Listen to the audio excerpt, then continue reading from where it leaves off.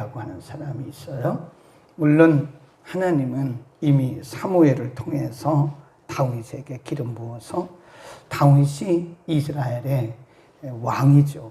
실제로 왕이죠. 다윗은 유다 족속에게만 인정받는 아주 부분적인 왕이 되었고, 아브넬이라고 하는 사람이 사울의 아들 이스보셋에게 스스로 한 거죠. 하나님이 하신 것도 아니고 스스로 자기 계획을 따라서 이스보셋을 이스라엘 11지파의 왕으로 삼아요. 이것이 7년 6개월 동안이나 지속되면서 이스라엘의 역사가 혼돈의 역사를 지속하게 되는 거죠. 오늘 본문에 보면 이 아브넬과 그리고 이스보셋 사이에 이 감정이 깨어지는 장면이 나와요.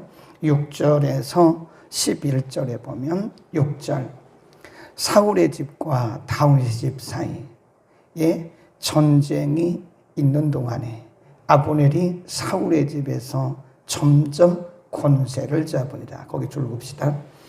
아브넬은 완벽한 인본주의자입니다. 하나님께서 계획하시지도 않은 거고 하나님이 아브넬에게 시킨 적도 없고, 아브넬이 사울왕의 군대 장관이었기 때문에 그 애틋한 인간적인 마음을 가지고 사울을 위해서 사울의 아들 이스보셋을 왕으로 세운 것은 사실은 아브넬이 실권을 장악하기 위한 거예요.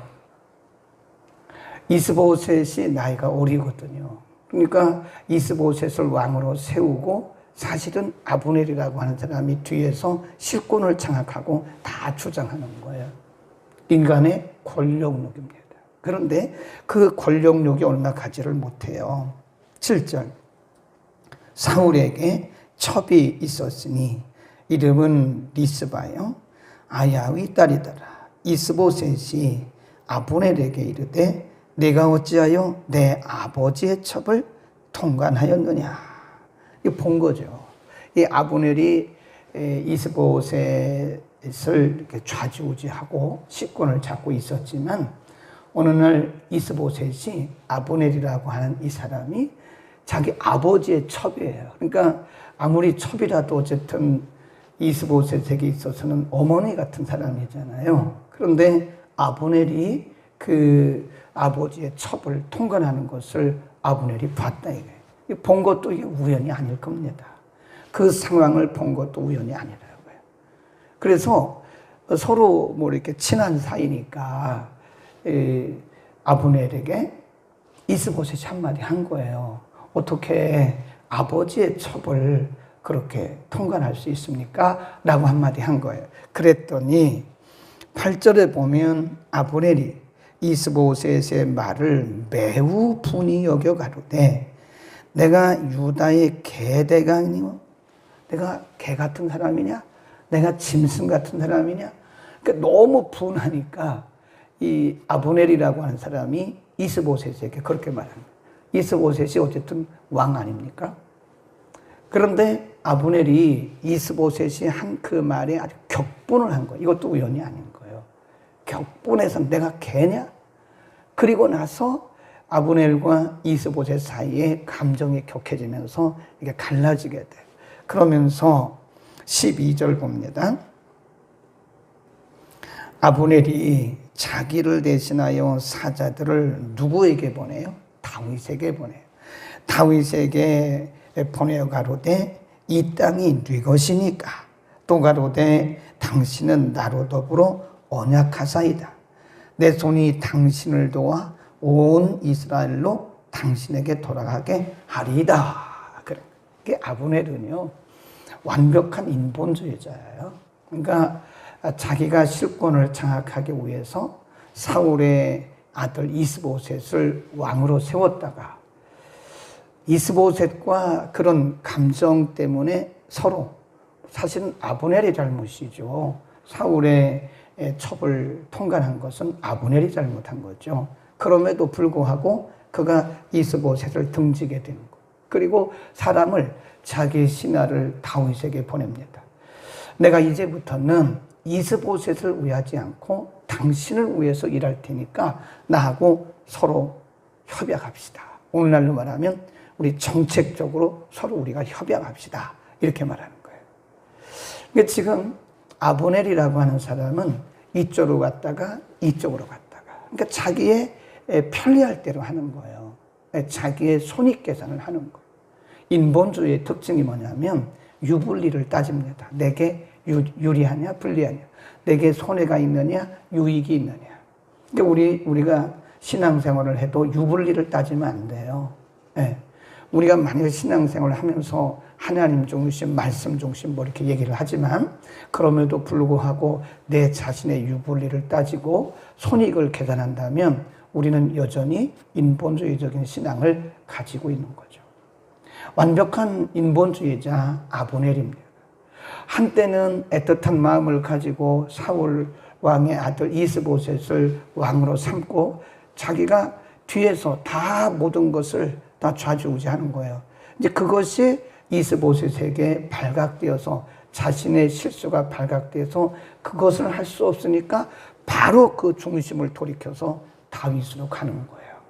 신하들을 보내서 말하기를 내가 이제까지는 이스보셋을 위해서 일했지만 이제부터는 내가 당신을 위해서 이스라엘 백성들을 다 데려오겠소. 우리 서로 협약합시다. 그러는 거예요. 그러니까 우리는 신앙생활을 할 때 제가 늘 그러잖아요. 우리 신앙생활의 아주 암적인 존재가 뭐냐? 인본주의와 신비주의예요. 인본주의와 신비주의는 아주 흡사합니다. 네. 신비주의가 굉장히 신앙적인 것 같은데요. 가만히 보면 굉장히 자기중심이에요. 그래서 인본주의와 신비주의가 우리 신앙생활의 암적인 존재인데 인본주의를 우리가 많이 대적해야 되고요. 또 우리 가운데 인본주의, 세속주의가 우리 가운데 침입하지 못하도록 이 교회가 인본주의에 빠지면 말씀 떠납니다. 굉장히 말씀 중심적인 것 같은데 인본주의에 빠지면 능력이 없어요. 우리의 신앙이 인본주의에 빠지면 자기중심에 빠집니다. 그러니까 내게 유불리를 따지는 거예요. 하나님의 말씀이 언제나 기준이 돼야 되고 언제나 공동체가 중심이 되고 공동체 유익을 위해서 해야 되는데 내게 유불리를 따지는, 내게 유익하면 하고 불리하면 안 하고 내게 손해가 되면 안 하고 유익이 되면 하고, 이것이 완벽한 인본주의다. 자, 그렇게 이제 다윗에게 가니까 다윗이 어떤 반응을 보였나? 13절 있습니다. 시작. 다윗이 가로되 좋다. 내가 너와 언약하려니와 내가 내게 한 가지를 요구하노니 나를 보러 올 때에 위선 사울의 딸 미갈을 데리고 오라. 그렇지 않으면 내 얼굴을 보지 못하리라. 그래서 사울의 딸 미갈은 이미 그 남편이 있는 사람이에요. 거기 한번 보세요. 그 남편이 누구냐? 밑으로 쭉 내려가면 15절. 이스보셋이 보내어 그 남편 라이스의 아들 벨디벨에게서 취하매 그 남편이 저와 함께 오되 울며 바울임까지 따라왔더니 아브넬이 저에게 돌아가라 하매 돌아가니라. 그러니까 지금 미갈을 데리고 오지 않으면 아브넬에게 한 얘기 아닙니까? 아브넬에게 좋아. 그러면 내가 너와 이렇게 협약을 할 텐데 그냥 오면 내가 협약을 안 해. 사울의 딸 미갈을 데리고 와. 사울의 딸 미갈은 이미 다른 사람의 아내란 말이죠. 그런데 그 남편에게서 그 아내를 뺏어다가 지금 데리고 가는 거예요. 그리고 말하기를 남편이 그 모습을 보면서 따라오면서 막 우는 거예요. 통곡하는 거예요. 그때 뭐라고 명령을 내리는가 하면 그 남편이 16절 저와 함께 오되 울며 바울임까지 따라왔더니 아브넬이 뭐라 그래요? 가. 돌아가. 그러니까 완전히 딱 잘라서 가. 그리고 그 남편에게서 미갈을 빼앗아서 지금 다윗에게 가고 나중에 이 사울의 딸 미갈이 다윗의 아내가 돼요. 일시적으로. 혼돈이죠. 다윗의 실수입니다. 다윗이 하나님의 사람이라고 해서 흠이 없는 게 아니에요. 다윗의 실수예요. 큰 실수입니다. 그래서 사울의 딸 미가를 왜 데리고 오라고 그랬냐? 제가 볼 때는요, 성경에 그런 말은 없지만 제가 추측하기에는 아마 다윗이 전략적으로 사울의 딸 미가를 데리고 오라고 하지 않았는가, 그런 생각입니다.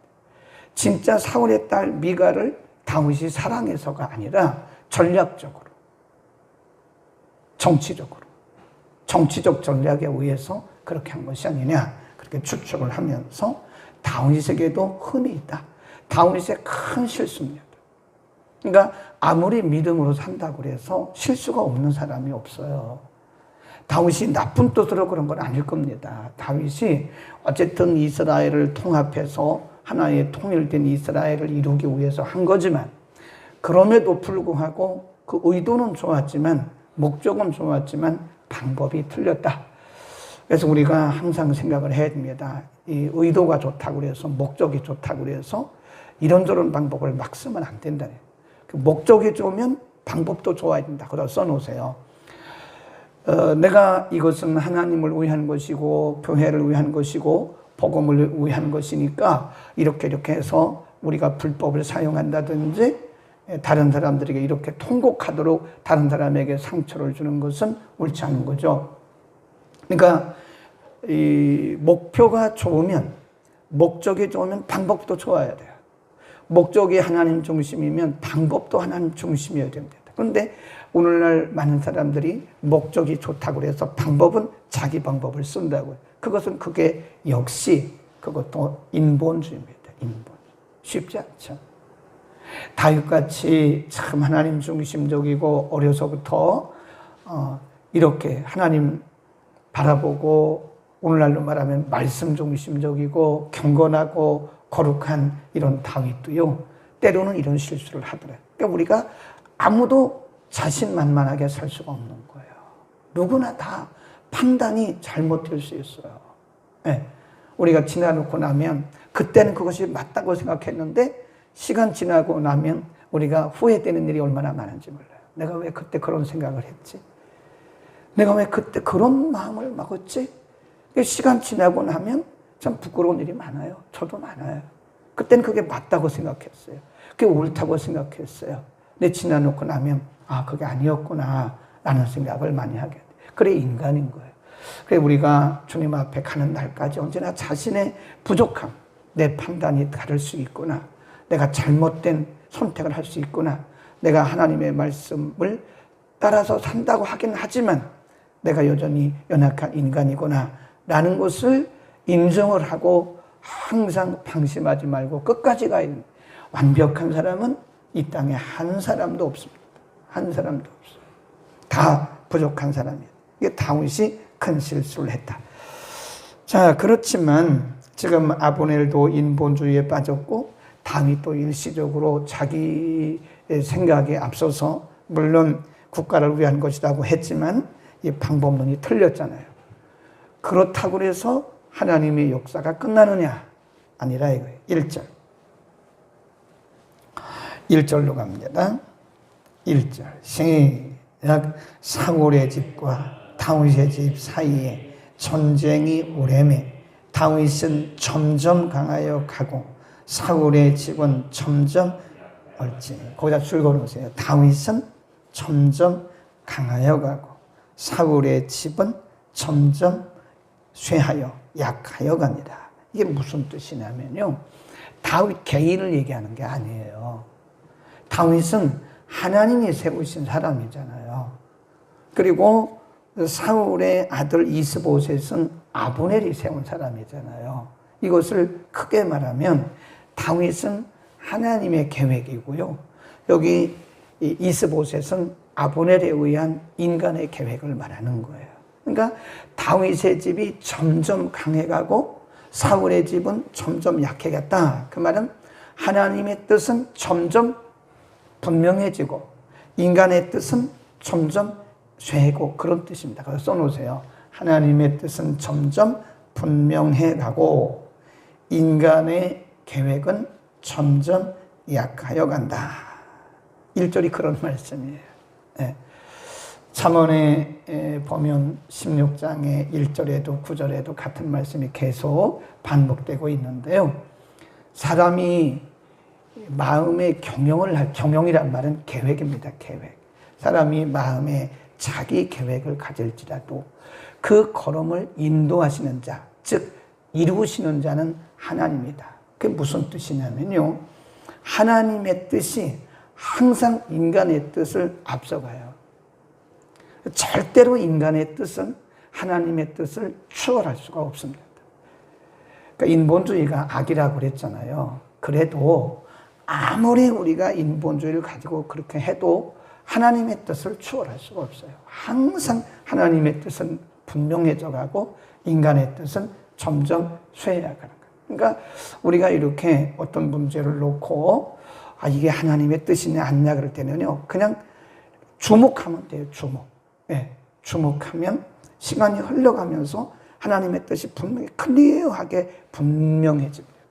네. 우리가 어두운 데 있다가 밝은 데로 들어가잖아요. 그러면 이게 시각 차이에 의해서 어떤 이게 신경이 조종하는 시간이 필요해요. 그래서 그럴 때는 이 눈을 감고 이렇게 하고 있으면, 그리고 눈을 딱 뜨면 잘 보여요. 그런데 계속 눈을 뜨고 이렇게 있으면 한동안 이 앞이 안 보이고 어른거립니다. 사람이 아무리 그래도요, 사람이 아무리 뭐 별일을 다 해도 결국은 하나님이 1초의 오차도 없이, 한치의 오차도 없이 그분은 그분의 뜻을 이루세요. 네. 우리는 그걸 믿어야 되는, 그걸 그리고 신뢰해야 되는 거예요. 어떻게 보면 우리가 넓게 보면요, 우리가 나라, 사회, 또 교회, 우리의 공동체, 우리가 그렇게 걱정할 건 아닙니다. 기도는 해야 돼요. 나라와 민족을 위해서도 기도해야 되고, 우리 사회를 위해서 기도해야 되고, 교회를 위해서도 기도해야 되고, 가정을 위해서도 기도해야 됩니다. 네, 우리가 소속된 공동체를 위해서 기도해야 됩니다. 그러나 그렇게 걱정할 건 없어요. 기도는 하되 주님께서 하실 것을 이렇게 보고 계시면 돼요. 우리가 걱정한다고 해서 걱정하는 게 되는 게 아닙니다. 그냥 기도만 하면 되는 거예요. 어차피 하나님이 역사의 주관자이시고 하나님이 통치자이시기 때문에 아무리 그래봤자 결국은 하나님께서 하나님의 계획대로 이끌어 가시는 거예요. 그러니까 우리가 막 그럴 거 없습니다. 너무 걱정하고 우리가 그냥 걱정할 필요가 없어요. 어떤 사람들은 걱정을 합니다. 물론 저도 걱정하죠. 그러나 그렇게까지 걱정할 필요는 없어요. 그냥 걱정하다가 그냥 기도로 승화시키면 돼요. 뭘로 승화시켜요? 우리의 걱정을 기도로 승화시켜줘요. 어떤 분들은 막 가서 자기 몸에 휘발유를 뿌리고 분신자살 하더라고요. 나라가 이게 뭐야? 참 안타깝다고 그런다고 해서 나라가 바뀌는 건 아닙니다. 물론 답답한 마음이 있기 때문에 자신의 답답한 마음을 그렇게 표현하는 거죠. 그러나 그런다고 해서 나라가 바뀌는 게 아니에요. 그러나 저러나 그럼에도 불구하고 하나님은 하나님의 뜻대로, 하나님의 계획대로 1초의 오차도 한치의 오차도 없이 그분의 뜻을 이뤄가는 겁니다. 그냥 우리는 하나님께서 이루실 것을 믿고 묵묵히 그분의 뜻대로 이루어지기를 기도하고, 불의한 세력들이, 불법한 세력들이 득세하지 못하도록 기도할 뿐이지 우리가 어떻게 할 수는 없는 거죠. 교회도 마찬가지예요. 전에 어떤 분들을 보면요, 우리 교회 말고 자기가 막 격분합니다. 교회가 이래서 됩니까? 자기가 교회에 무슨 뭐 다 하는 것처럼 보여요. 아니, 교회를 뭐 자기가 어떻게 합니까? 하나님이. 그러니까 지나친 염려도 어떻게 보면은요, 하나님을 앞서가는 거예요. 그냥 우리는 염려하고 근심하고 걱정하는 것은 좋으나 그거를 하나님 앞에 맡기고 기도로 승화시켜야지. 그런다고 해서 막 의분에 빠져가지고 막 우리는 그러면 안 됩니다. 막 이러는 사람들이 있어요. 네. 왜 그럴 것도 없다 하는 얘기입니다. 사람도 마찬가지예요. 네. 하나님께 있어요. 그러니까 우리는 그렇게 격분한다고 해서, 분노한다고 해서 해결될 문제가 아닙니다. 그냥 잠잠히 기도하세요. 내가 여태까지 기도했는데 또 합니까? 그래도 하세요. 할 때까지 하세요. 응답될 때까지 하는 게 그게 끝까지 기도하는 겁니다. 근데 그렇게 이제 얘기를 했어요. 응답될 때까지 하세요. 근데 그렇게 상담을 하잖아요. 그럼 저는 잊어버리죠. 우리 교인들 늘 기도하니까 알지만 뭐 그분 누군지도 모르고 그냥 전화로만 한 거니까 시간이 지나잖아요. 그러면 또 전화가 와요. 목사님, 그 목사님이 시키는 대로 안내해 주신 대로 그냥 화도 나고 그냥 그렇긴 하지만 제가 하나님이 하실 것을 믿고 기도했더니요, 해결됐어요. 그런 사람들이 한둘이 아니에요. 네. 역시 하나님은 살아계시다. 그래서 다윗의 집, 그건 뭐라고 그랬어요? 하나님의 계획. 사울의 집, 이건 뭐라고 그랬어요? 인간의 계획을 의미한다 그랬잖아요. 인간이 아브넬이 11지파를 다 동원해서 이스보셋을 왕으로 삼았지만 결국은 이스보셋과 아브넬이 깨져버려요. 그리고 11지파가 다 다윗에게로 오잖아요. 그것이 바로 하나님의 뜻은 승해가고 인간의 뜻은 점점 쇠해간다, 그런 뜻입니다. 하나님은 우리가 아무리 별일을 다 해도 그분의 계획대로 가는 거예요. 그러니까 우리는 잠잠히 그분이 우리의 길을 안내하시도록 우리는 그분만 보고 가면 되는 거예요. 인간의 뜻, 인간의 생각, 인간의 수단을 우리가 동원하지 않을 수는 없죠. 그렇잖아요. 인간이 살다 보면 내 생각도 있고 내 뜻도 있고 내 경험도 있지. 어떻게 우리가 매번 기도만 하고 다 내려놓고 삽니까? 아무리 믿음 좋은 사람도요, 다윗처럼 그럴 수밖에 없어요. 그러나 우리가 분명히 알아야 하는 것은 결국은 하나님께서 하나님의 뜻대로 인도하시기 때문에 우리는 하나하나 내려놓는 훈련을 하는 것이, 분나고 화가 나도 거기까지 하세요. 뭐 화내세요. 괜찮아요. 사람인데 왜 화가 안 나겠습니까? 어떤 분은 하나님에게 하나님이 살아계신 겁니까? 저한테 화를 내더라고요. 그래서 속으로 왜 나한테, 내가 하나님 아닌데 왜 나한테 화내요?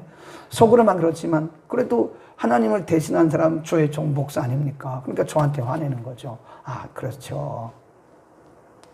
우리의 말씀을 통해서 결국은 하나님의 뜻이, 하나님의 계획이 오차 없이 약간 늦어지는 경우는 있지만 분명하게 이루어지는 것을 우리에게 가르쳐 주셨습니다.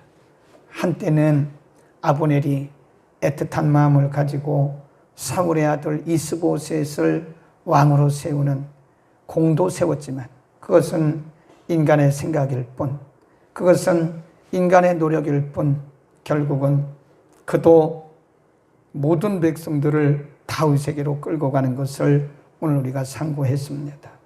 이 땅에 어떤 일도 우연이 없고 어떤 일도 하나님의 영역을, 하나님의 통치 영역을 벗어날 수 없음을 인정합니다. 우리의 모든 것을 하나님 앞에 맡기고 하나님을 바라보게 하옵소서.